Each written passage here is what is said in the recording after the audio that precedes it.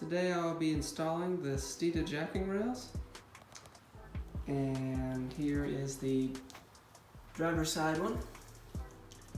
It's a good looking piece, powder coated.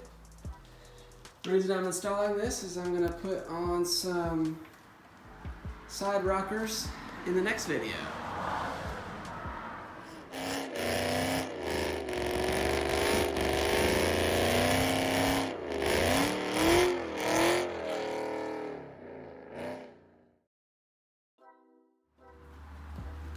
Alright, I'll show you how to install these real quick.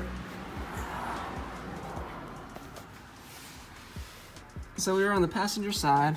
Underneath, behind the front wheel, we have this. You gotta take these two bolts and it'll slide underneath.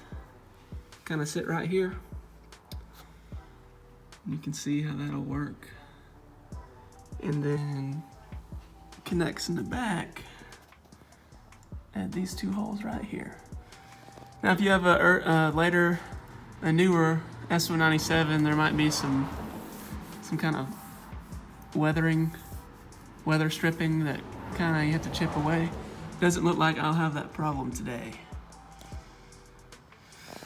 Moving back up to the front, the only thing that I'm worried about is this, I guess this is the K-member brace.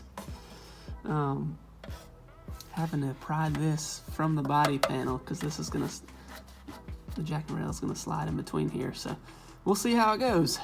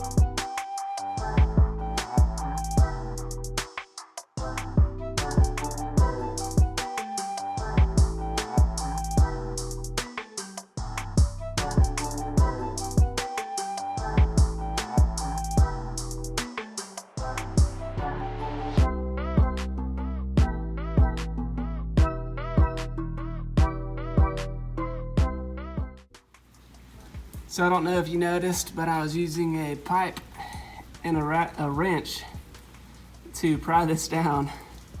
And I'll tell you something, it'd be a lot easier if I had some help. So if you plan on doing this, I would recommend a helper. It started raining, but I have gotten the passenger side on. You can see it's pretty low profile, so if you're interested in doing something like this, I'd recommend it. It wasn't all that easy dealing with these bolts underneath the car. They're kind of sticky and stubborn, but those are 18 millimeters, and the one that comes in the Steeda kit are 15 millimeters.